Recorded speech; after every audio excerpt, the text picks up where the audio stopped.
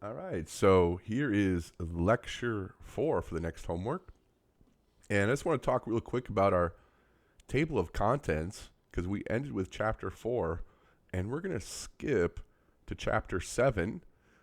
And the first thing I would say on why I'm doing this is because this is what ASU does. I chose this book because this is what ASU does, and I'm following their order. And ultimately, I consider universities where you are going to get your 4 year degree. So I do try to hold them as some standard that you need to go to eventually if you want a 4 year degree. But in a kind of better answer is that 101 is a summary of physics. We don't go too deep into things, and we will actually go all the way down to chapter 30s here. So like the atom and the quantum, which is chapter 32. So there's no way we could go through all 30 chapters here in one semester. So things do need to be sacrificed. And while I do consider chapter 6 momentum to be pretty important, sacrifices need to be made in order to get to chapter 30. So we're moving on to chapter 7, energy. And energy is a tough concept, I would say, to pin down. Energy has its mathematical roots, meaning there's an abstract to energy. Energy isn't something you can hold or point to or smell. On the other hand, energy can be something we sense. So I'm sure you've all, gotten close to a fire and you can feel the heat from the fire, and that heat is energy.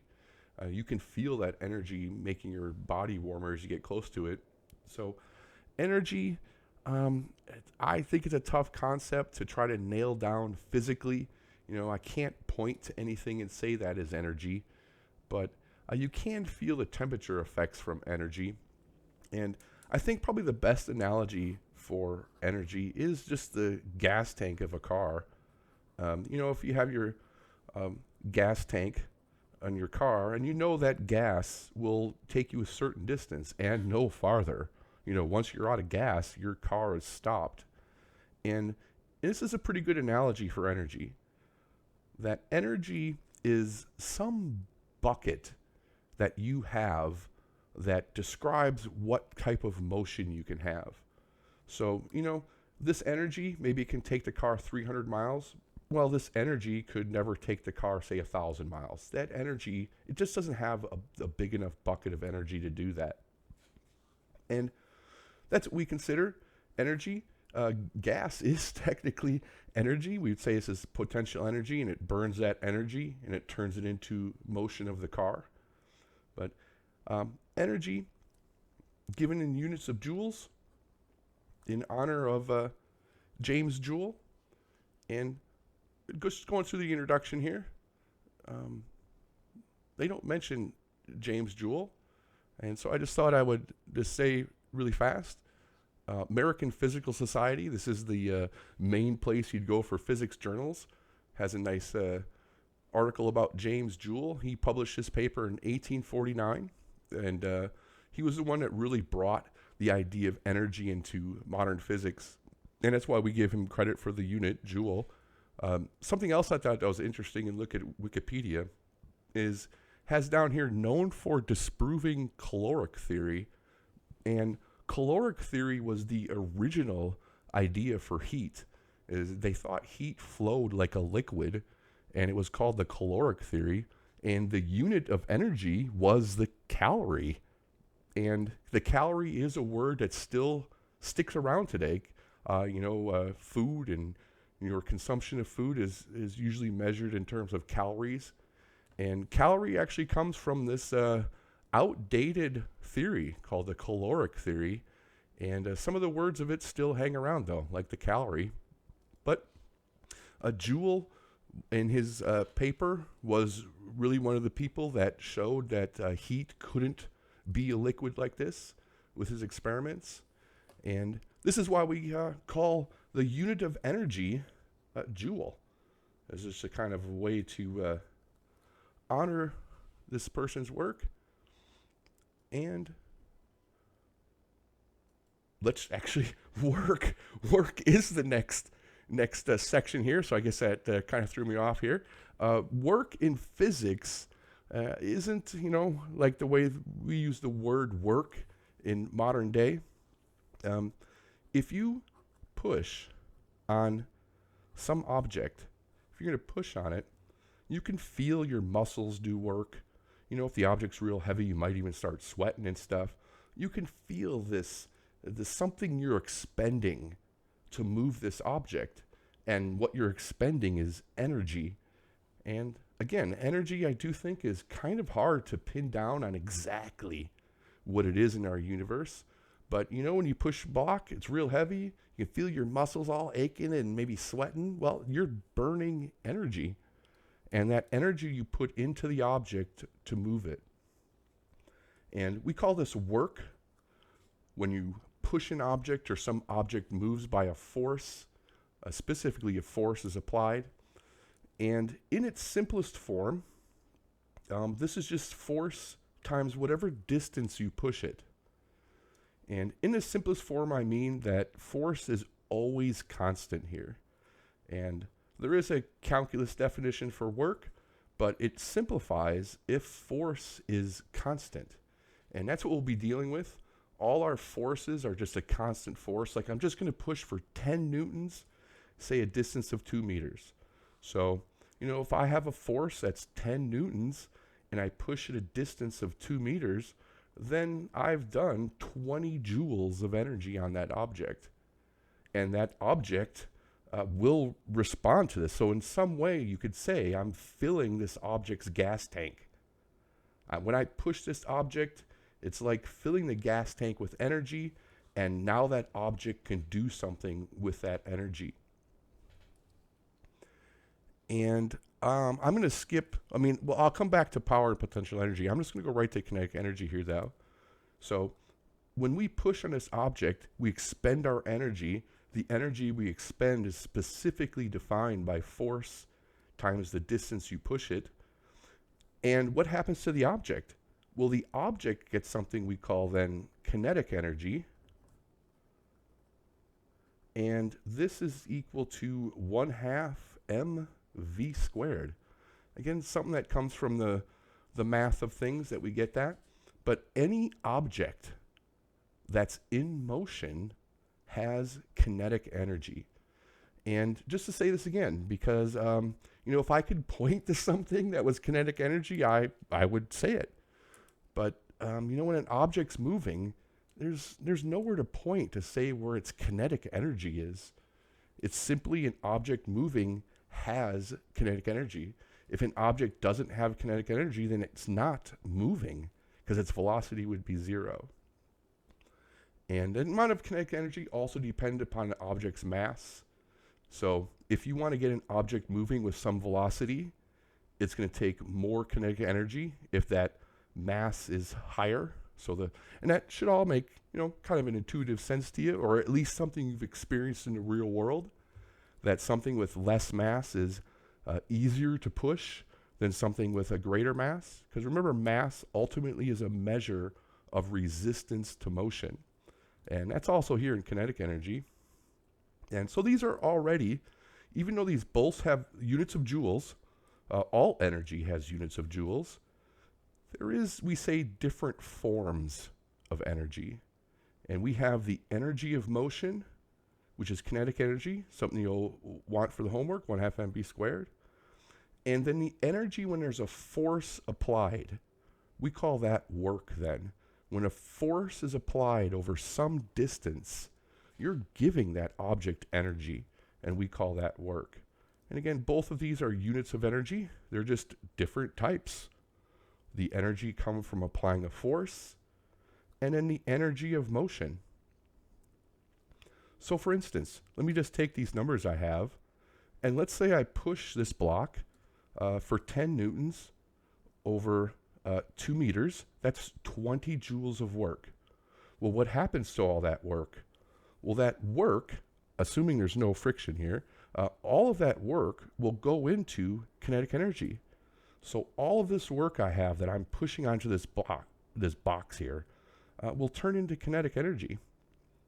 And so this 20 newtons I'm sorry, 20 joules that I gave this box in pushing it will equal then its kinetic energy, 1/2 mv squared. And if I just make up a number here, I'll just say the mass is 2 kilograms.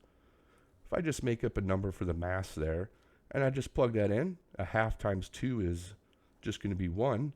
And so we would get that our velocity is the square root of 20.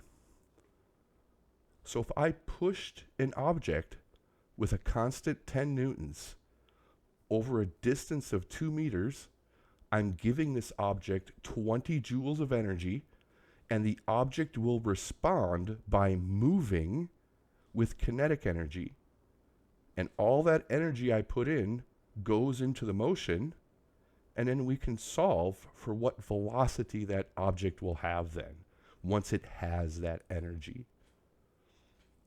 And something else that's a little different about a gas tank is, when your gas runs out. And that's ultimately because of friction, that, once you burn your gas tank, you got to fill it again. And that's because of friction that eats away the energy there. But when there's no friction, this object maintains its velocity. So in some weird sense, because again, energy I think is a little bit difficult to pin down, in some weird sense, this is like having a gas tank that never empties. We have 20 joules of gas, and that will keep the car going with this velocity forever, as long as there's no friction, because it is friction that burns up that energy.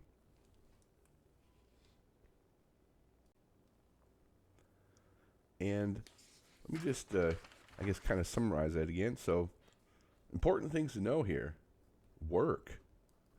Force times distance. This is energy measured in joules. We have, let me write that to work. Work again, little different maybe than the real world, how we, our social world, I guess, versus physics. Work is specifically defined as applying a force over a distance. The other one we have is the energy of motion, kinetic energy, and that's 1/2 mv squared. And again, that has units of joules. All energy has units of joules.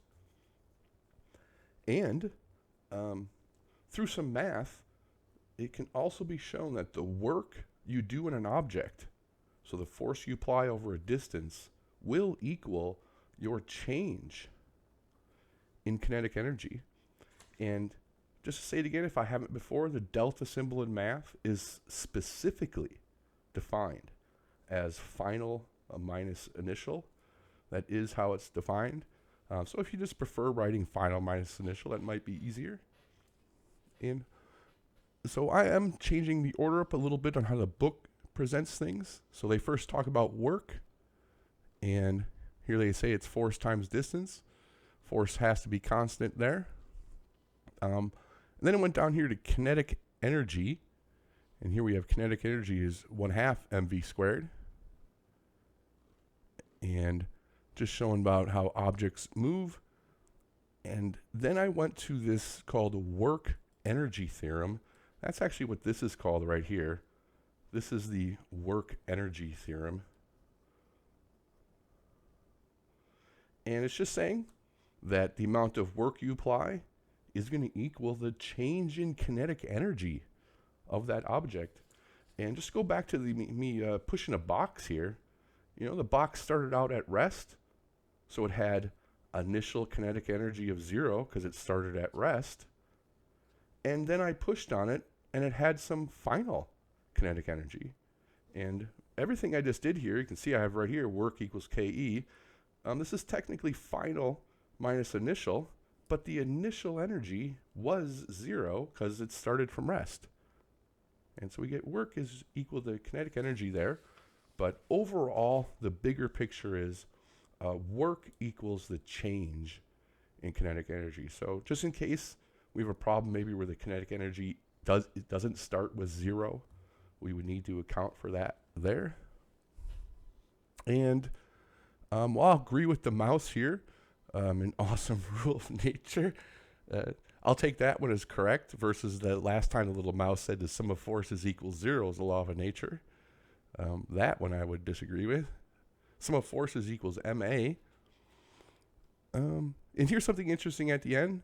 They talk about the first law of thermodynamics, which is something we'll get to. But just to mention here, I think they're trying to throw out here that heat is another form of energy. I don't want to write it down here because I don't want to get confused with what's in today's homework. But they do show Q there, and Q is the common letter for heat energy. Again, it does have units of joules as well. All energy has units of joules. There's just different forms.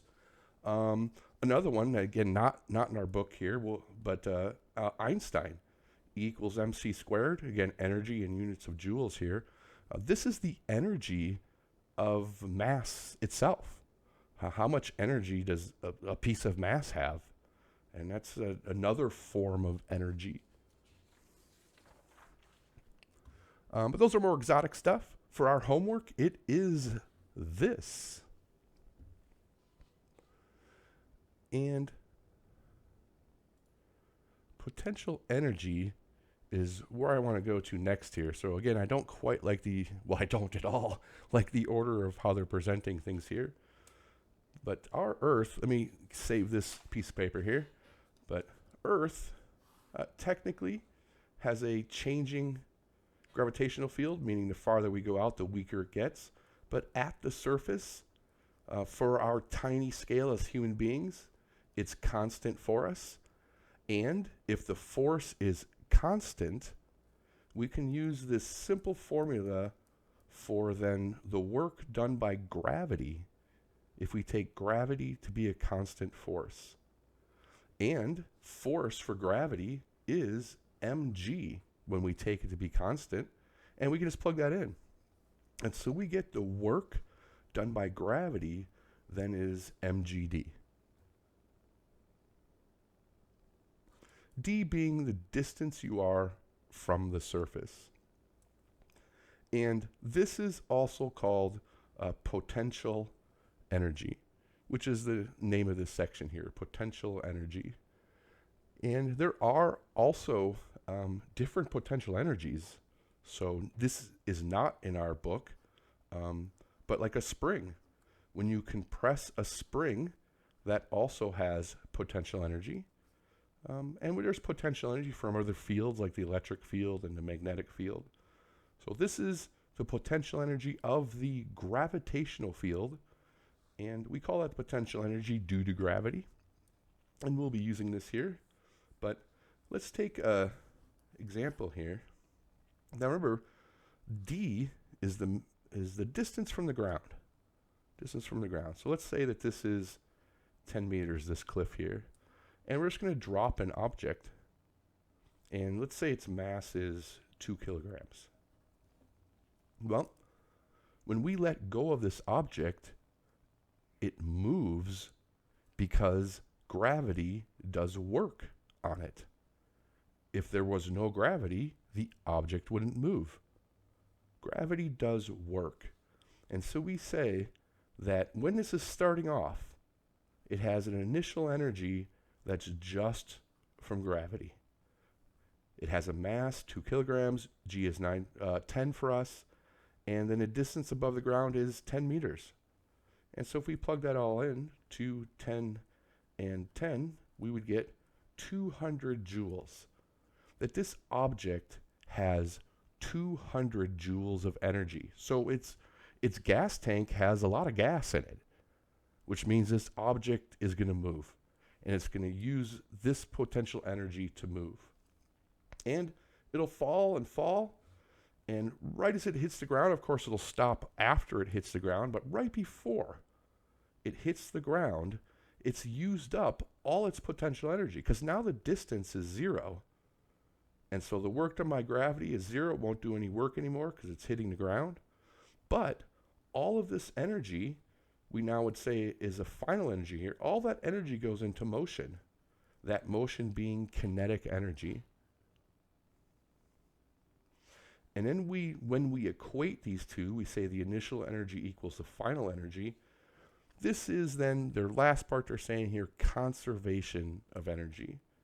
Is that in physics, energy is neither created nor destroyed, but it can transfer between different forms. So in this case, the work done by gravity creates energy, I was going to say creates energy. It gives it energy because the gravitational field already has that energy, gives it to it. And then the object takes that energy and turns it into motion. So that gravitational potential energy converts into kinetic energy. And then we can solve for the velocity of this object, because if its initial energy was just from gravity and its final energy is just going to be of motion, well, mathematically, these masses cancel. So the mass of the object doesn't even matter here. And if we multiply both sides by 2 and then take the square root, we can get what the velocity of that object will be when it hits the ground.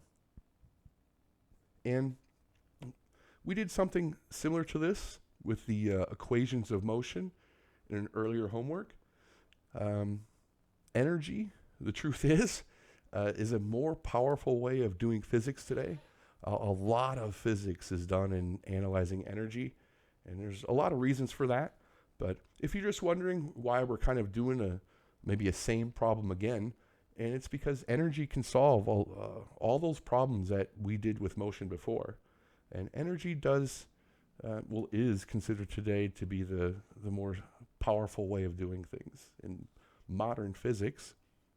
So something else I want to kind of add of our sheet of equations today, because we do have a couple, is then we have conservation of energy, which simply means the initial energy we start with has to equal the final energy we end with. And that goes back to this example of just dropping something. Now, if you said to me, well, what if I throw it?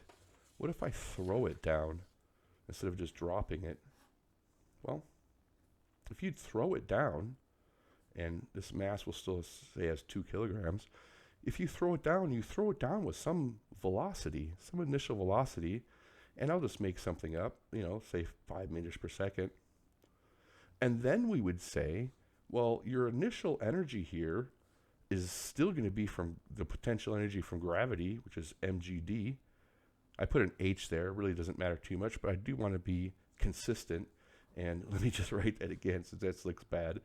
Our initial energy is potential from the gravitational field, but if you've thrown it, it also has kinetic energy, and it would have kinetic energy that you originally started with. And then it'll go towards the ground, and right before it hits the ground is where we would say our final energy is. And in this case, it only has kinetic, because its distance above the ground is 0. So all it has is kinetic. And this is now a final velocity, where this was initial over here. And conservation of energy says we can equate these two. And if we do that, we can just plug this stuff in. And in this case, notice mathematically that all these masses cancel, which means the mass of the object doesn't even matter here. And a common thing to do here is to multiply by 2, and you end up getting this equation. It's 2gd plus v initial squared equals v final squared, which actually turns out to be one of the equations of motion even. We didn't talk about this one in the equations of motion part. It's another one. But just giving you an idea, we don't have any problems quite advanced like this, so don't be too freaked out by that. Just wanted to give you an idea. What if we threw it down? Well, then it has an initial kinetic energy, and we can still account for that. And I skipped power. So power, I think, is probably the least interesting one here. And power is more interesting when you get to electricity and magnetism, because, we all pay our power bill. And that's where power is. Power is, we mostly associate today with electricity and paying our bills. But power in physics is specifically the change in energy over the change in time. And this gets units of watts. Watts, another person who did experimenting in energy. We credit him with a unit there for watts, TTS. And so let me go back to my person or myself pushing a block. I'm pushing it with some constant force over some distance. And again, if you like some numbers here, I'll just say I'm applying it with 10 newtons. And let's say I'm pushing it 2 meters. And power is how much energy per second I'm giving this. So this, if I just multiply these together, because that's work, well, that gets me how much energy there is. How much energy there is. But power is how long it took me to do that. So did it take me 1 second to push it this distance? Did it take me 10 seconds to push it this distance? And so power is a measure of how much energy you expend per second. So if you push this block very slowly, your power is going to be low because you're not changing a lot of energy.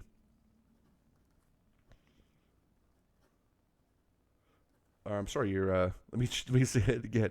If you take a long time to push something, so you push it very slow, that means the number in the denominator here is going to be large, and dividing by a large number means this will be small. You have a small power output. And maybe you compare this to like walking and running. If you walk a mile, well, it's going to take you a long time. You might be able to do it comfortably without sweating or anything. But if you want to run that mile, well, you know that's harder. And why is it harder to run the mile than to walk it? Well, it's specifically because of power. Because when you run, you get there quicker, which means you have a smaller change in time. And when you divide by a smaller number, you get a larger number. So let me just give you a quick example. Let's say we expend 100 joules of energy in 10 seconds. Well, then that power would be 10 watts. Whereas, let's say I expended 100 joules over 1 second. Well, now I've expended 100 watts. So walking and running the same distance. Why does running feel more tiring? Well, part of that is, you're going faster. Faster means your time is going to be shorter. And if your time is shorter, that means you're expending more energy per second. And that means you're going to have a higher power. And that means your body is pushing out more energy when you're running because you're doing it over a shorter time. And that's power. So just in summary, there's some stuff about energy. We have work, energy done, applying a force. All objects in motion have energy. We call it kinetic energy. Oops, you can't quite see that there. Then there's a fancy theorem that can come out of the math that work equals the change in kinetic energy. And ultimately, since energy can't be created or destroyed, what you start with has to be equal to the energy you end with. That's conservation of energy that can't be created or destroyed. And then finally, power. Power is the change in energy over change in time. And this is measuring then how much energy you expend. Just as another quick analogy I'm thinking about, this is kind of like a river flowing. A slow river, not a lot of power, but a very fast moving river has a lot of power to it. That's because there's a lot of energy flowing per second in a fast moving stream. So let's check out some of the homework. All right, so checking out these practice problems. And I do want to kind of keep this sheet visible as we do have, some equations here we need to keep track of, so I'll kind of just keep that off to the side. And we have the work that is done when twice the load is lifted twice the distance. So work is force times distance, and twice the load means we're going to have to do 2 times the force, and then it says we're going to do twice the distance. And so our work will ultimately be, because 2 times 2 is 4, 4 times whatever our force and distance was originally. And that's our first selection here, 4 times as much.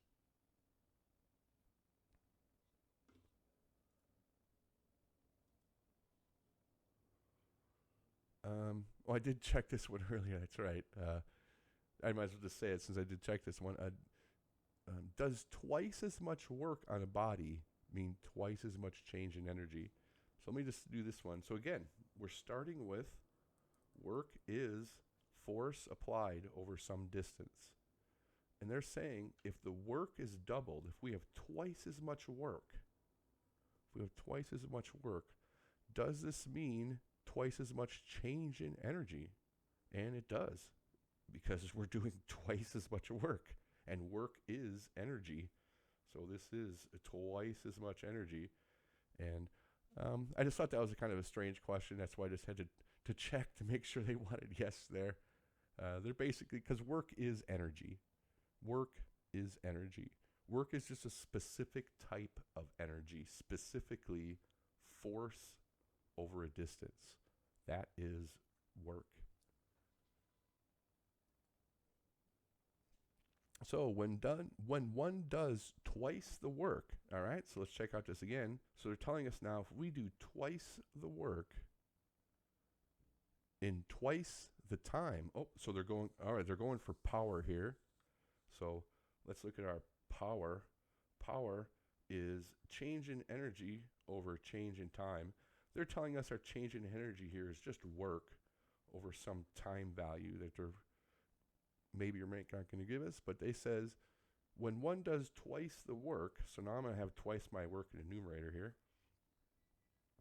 in twice the time, so they're telling us to double the time, well, you can see these 2's will cancel. And so nothing changes. If you do twice the work in twice the time, then that amount of power is going to be the same, because those 2's ultimately cancel there. All right, I hope that wasn't too weird of a jump cut. I started going off on an analogy that I ended up not liking. So I just cut it out there. Too confusing, I thought. So let's check out the next one. This one says, how many watts are expended when a force of 12 newtons moves a book? So power is change in energy over change in time. Remember, energy can mean many different things. In this case, it's specifically work that we're talking about over some time value. And work is force times distance. So in this scenario they're giving us, power is equal to force times distance divided by time. And they're telling us the force is 12. They're telling us the distance is 2 divided by 3. So we have 24 thirds, which is 8. That is 8 watts of power.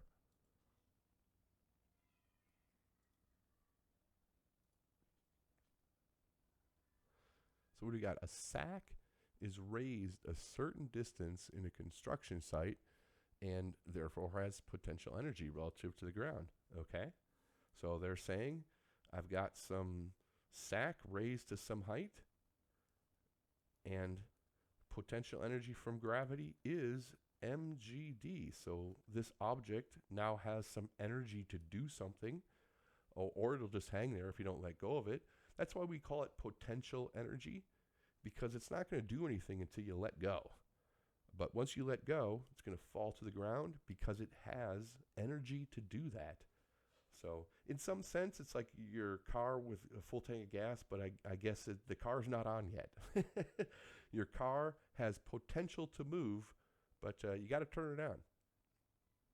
So this one says, if it were raised twice as high, so instead of D, it's going to be twice as high, so that'll be 2 times D. How much more potential energy would it have? Well, we can see that this is all multiplication here, and so we can just rewrite that as 2 times mgd, which means 2 times the original potential energy. And we're looking for that one that says it would have twice as much. Twice as much.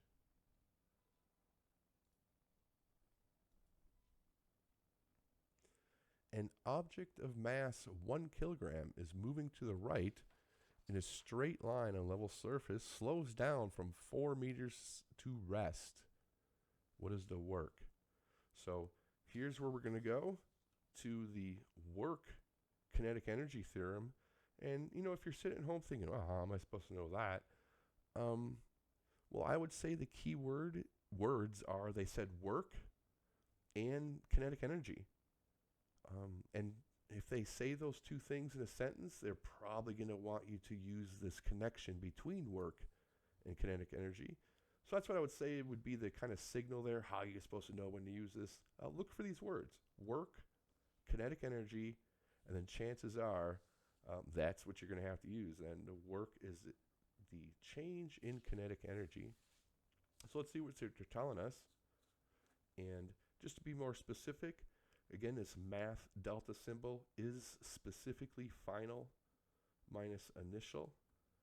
And if I plugged in what kinetic energy is, which is 1/2 mv squared, well, this is the this is the final velocity, and then minus the initial velocity. Again, I'm just plugging in at 1/2 mv squared is kinetic energy, and then I have to signify that this is the final velocity and that this is the initial velocity. And if we just look here, they told us the mass of our object is 1. And they're telling us the final velocity is 0 because it stops. And then we have minus 1/2. Again, the mass is 1 kilogram because that's what they're telling us. And it's initially was going 4 meters per second. So it initially was going 4 meters per second. And this is work. Work is change in kinetic energy. And if we look at that, we've got 4 squared, which is 16, and multiply it by 1/2, which is 8. We do have the minus sign sitting in front. And so the work here was minus 8 joules. And I want to say something about the minus sign here. When work is positive, that means things are going to move faster. But when work is, so here it moves faster, because a positive work means you're giving it energy. Negative work means you're taking away. So this means it's going to move slower. So positive work is giving energy, while negative work is taking it away. And just a quick note on what the sign here means. Positive is giving, negative is taking. And specifically what's taking the energy away here is friction. That's how objects slow down.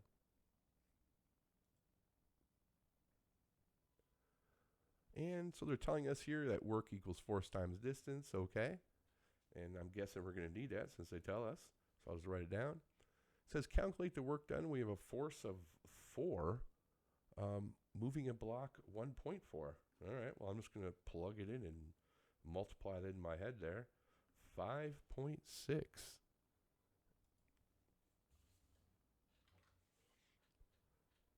And I do try to make it automatically put the unit in here because I really don't want you to be docked for not putting in the unit.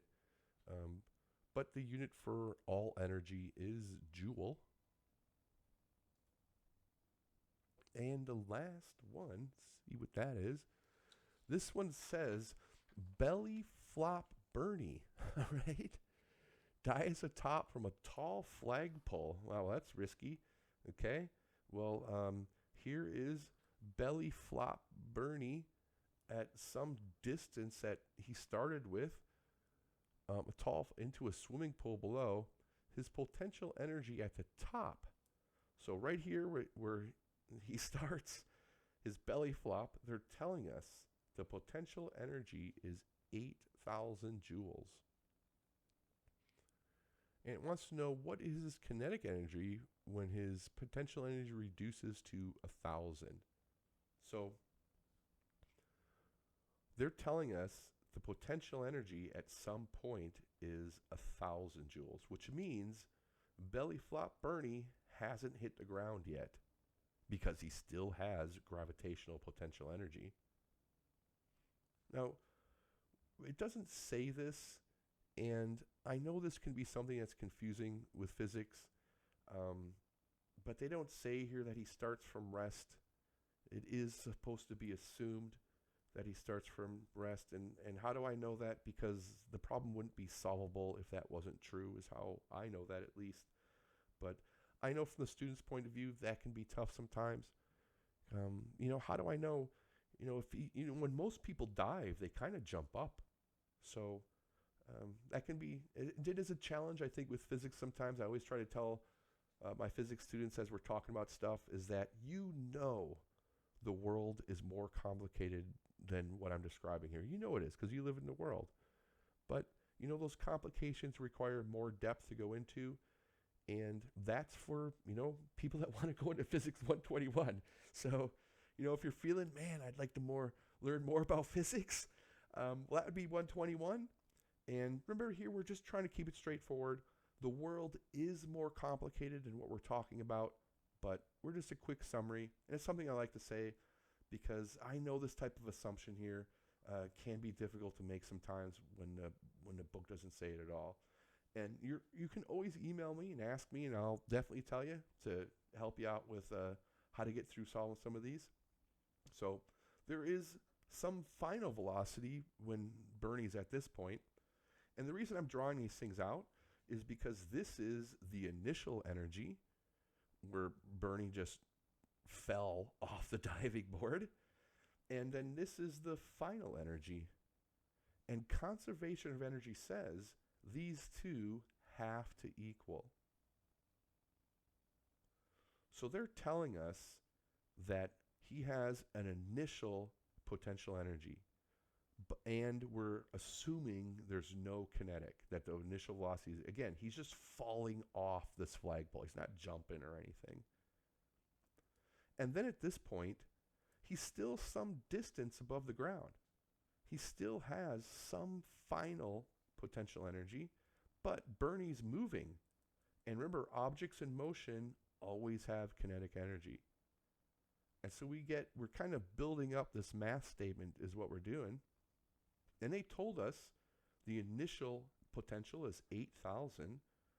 They're telling us the final is now 1,000, which means then kinetic energy must be 7,000. And that's how much energy will go into Bernie moving. And I am a little curious here at this number. This is just a little side thing. But the average mass of a person is 70 kilograms. And if I take the 7,000 joules of energy and look at what his kinetic energy would be, I just want to do this. So multiplying both sides by 2 would make this 14,000. Divide by m, take the square root. I just want to check something. So it's 14,000 divided by 70 would mean that he's going, okay, that's not too bad. 14 meters per second. Not too bad. 30 meters per second is about 65 miles per hour. So, I don't know, that's about 30 miles per hour. I don't know, is that pretty fast for belly flopping into a pool? 30 miles per hour. Maybe that is, I don't know. That seems pretty painful. But anyways, there is some homework. I will talk to you next video.